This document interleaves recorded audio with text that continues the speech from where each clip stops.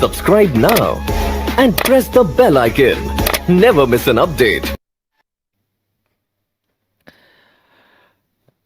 नमस्कार साथियों, genius coaching classes की यूट्यूब चैनल पर आपका स्वागत है। मैं कृष्णवीर सिंह यादव आज आपके लिए एक महत्वपूर्ण ज्वलंत मुद्दा लेके आया हूं। आप लोग अभी खबरों में सीएए के बारे में सुन रहे होंगे। यह मुद्दा फिर से गरमाया है। क्या है ये मुद्दा, इसके बारे में हम संक्षिप्त में जानते हैं। आज आपकी प्रतियोगी परीक्षाओं के लिए भी महत्वपूर्ण है और सामान्य जानकारी के लिए भी जरूरी है। चलिए सीए के बारे में हम बात करते हैं कि सीए लागू होने से ऐसा क्या बदल जाएगा जो अभी तक नहीं था। ऐसा क्या हो जाएगा, क्या है सीए। चलिए थोड़ी सी इसमें बात करते हैं। तो सबसे पहले आपको कुछ चीज़ें समझनी होंगी। भारतीय नागरिकता, नागरिकता क्या है। किसी भी देश में रहने के लिए वहाँ का नागरिक होना जरूरी है, क्योंकि नागरिक ही वहाँ पर मतदान कर सकता है, नागरिक ही वहाँ पर ज़मीन खरीद सकता है और नागरिक ही वोट दे सकता है, नागरिक ही सरकारी नौकरियाँ प्राप्त कर सकता है। जबकि विदेशी लोग यदि भारत में ऐसे हैं तो उन्हें यह अधिकार नहीं होते। नागरिकता देने का प्रावधान भारत के संविधान में है।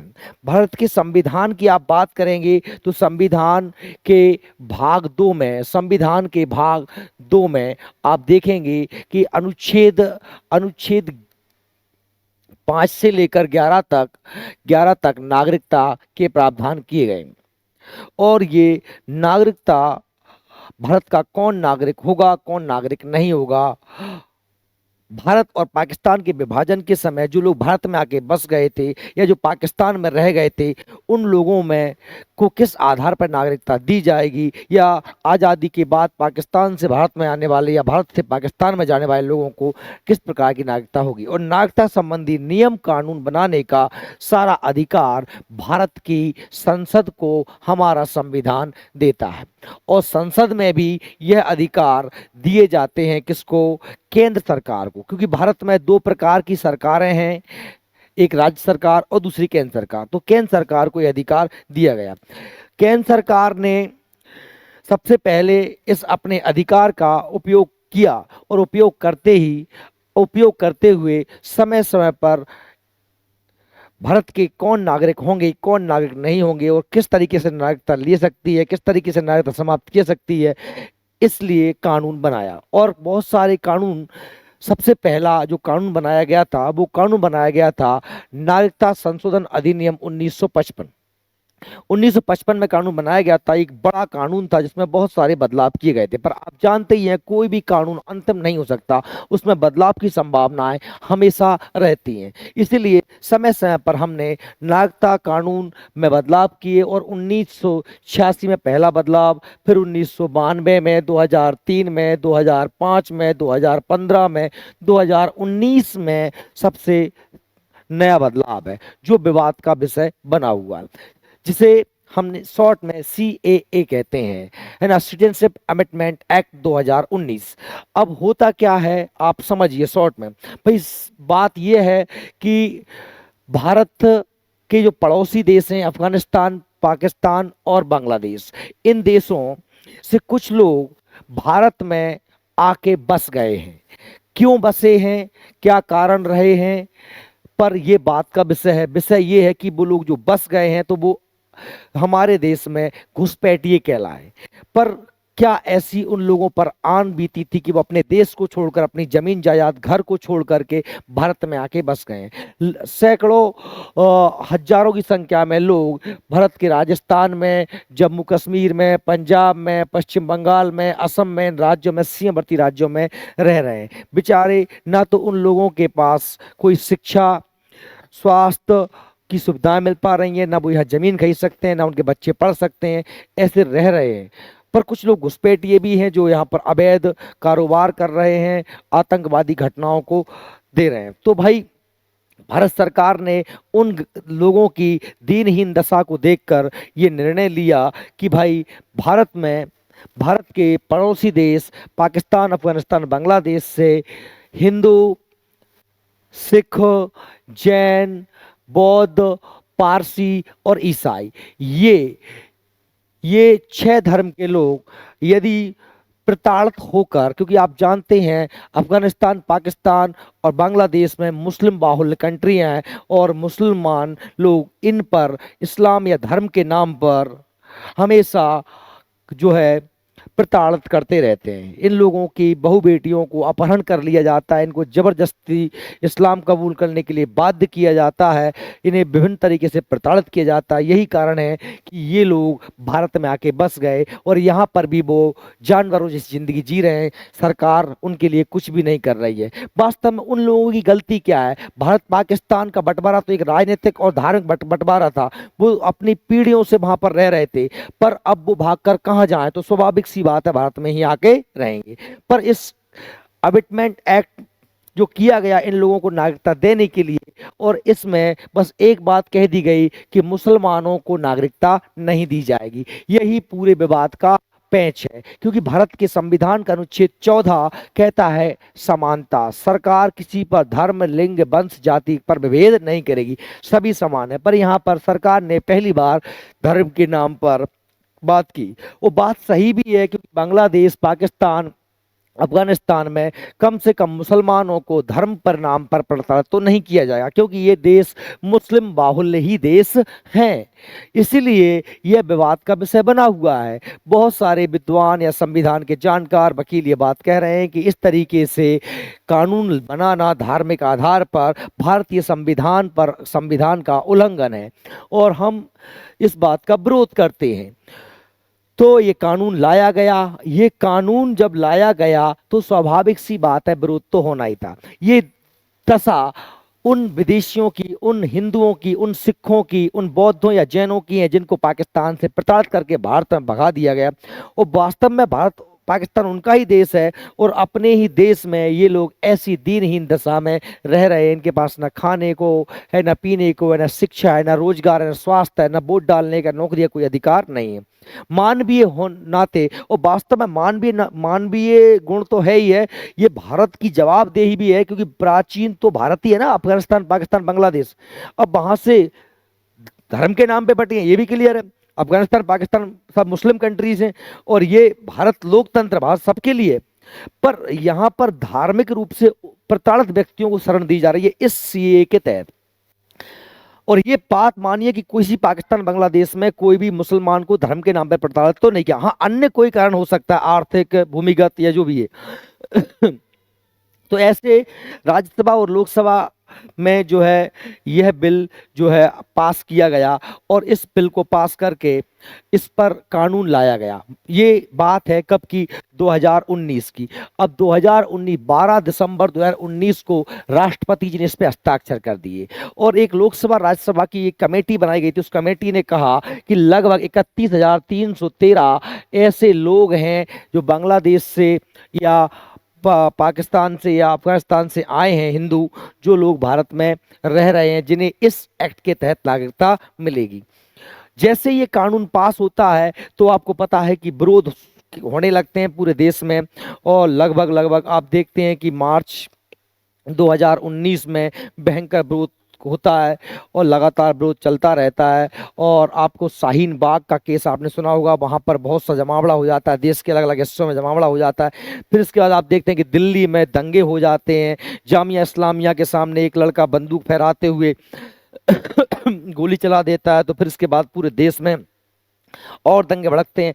पर मार्च 2020 में भारत में कोरोना आ जाता है और कोरोना के आने से ही इस पूरे सीए के मामले पे जो है एकदम बंद सा हो जाता है, क्योंकि शाहीन बाग से सभी लोगों को हटा दिया जाता है, पूरे देश में लॉकडाउन लगा दिया जाता है।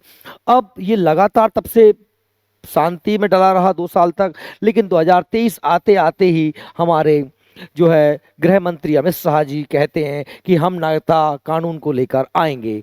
और ज़्यादातर लोगों ने, चुनावी विश्लेषकों ने यह अनुमान लगाया कि 2024 के चुनाव से पहले भारतीय जनता पार्टी राजनीतिक जमीन मजबूत बनाने के लिए इस सीए को लेके आएगी, जिससे कि देश में हिंदू मुस्लिम वाली बात फिर होने लगे और बीजेपी को जो है फायदा मिल जाए। और फिर हुआ भी वही, आप देख रहे हैं कि 11 मार्च के लिए को सरकार ने सीए के को लागू करने की घोषणा कर दी। क्योंकि 12 12 दिसंबर 2019 को कानून पर राष्ट्रपति के साइन हो चुके थे और इसे लागू करने के लिए सरकार ने इसके नियम बनाने के लिए कुछ समय मांगा था।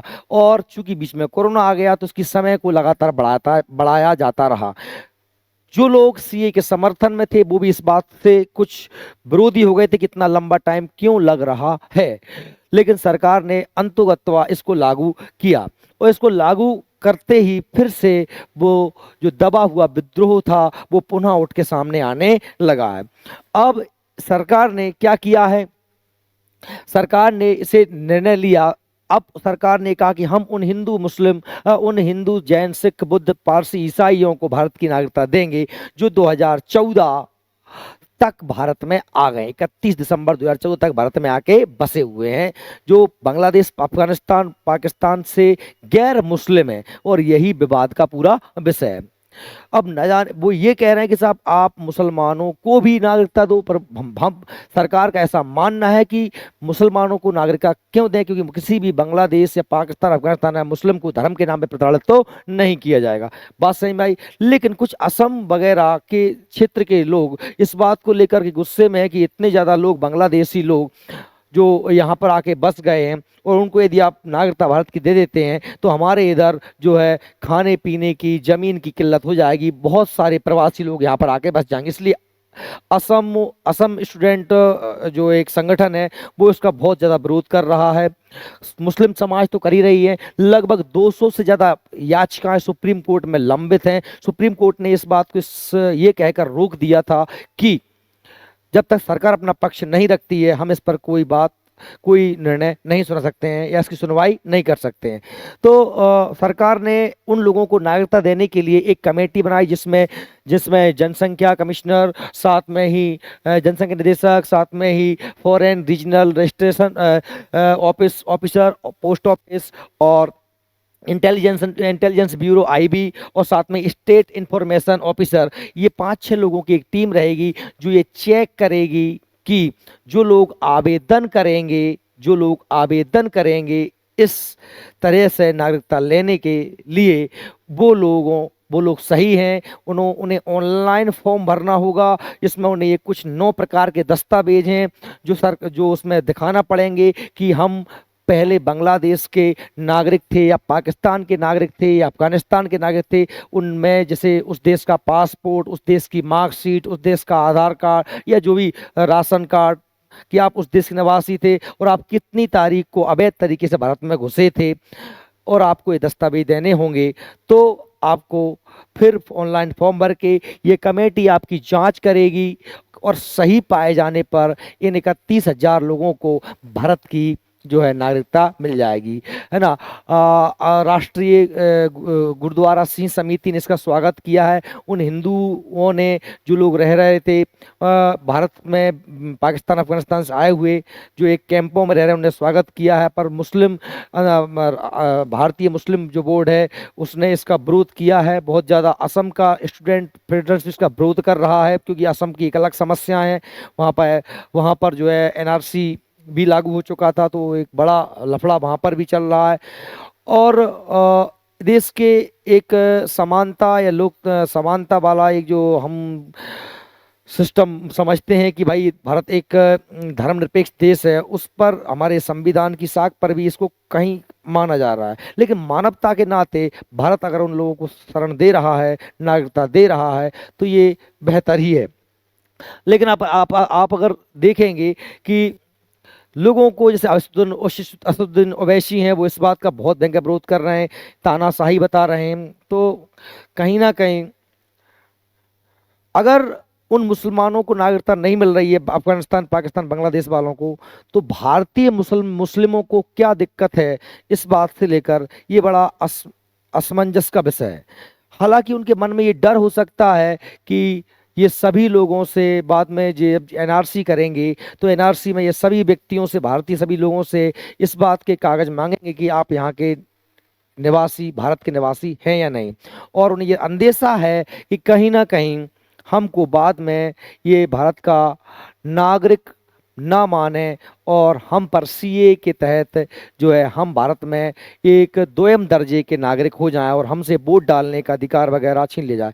साथ में एक और चीज़ है कि एक मथुआ समुदाय के लोग हैं जो बांग्लादेश में बांग्लादेश से भागकर पश्चिम बंगाल के बहुत सारे जिलों में लगभग 3 से 4 करोड़ हैं, ये लोग आके बस गए हैं और ये सभी हिंदू हैं। और अगर सीए लागू होता है तो पश्चिम बंगाल में लगभग 3 से 4 करोड़ लोगों को भारत की नागरिकता मिल जाएगी और भारत की नागरिकता मिल जाएगी तो लगभग 10 लोकसभा सीटें ऐसी हैं जहां पर मथुआ समुदाय के लोगों का बहुत ज़्यादा प्रभाव है और उसका सीधा सीधा फायदा भारतीय जनता पार्टी को मिलेगा।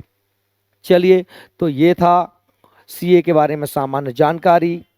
और आप इसके बारे में क्या समझते हैं, आपको कैसा लगा ये वीडियो, कमेंट करें और ज़्यादा जानकारी के लिए हमारे चैनल को सब्सक्राइब करें ऐसे ही अच्छे अच्छे वीडियो देखने के लिए। धन्यवाद।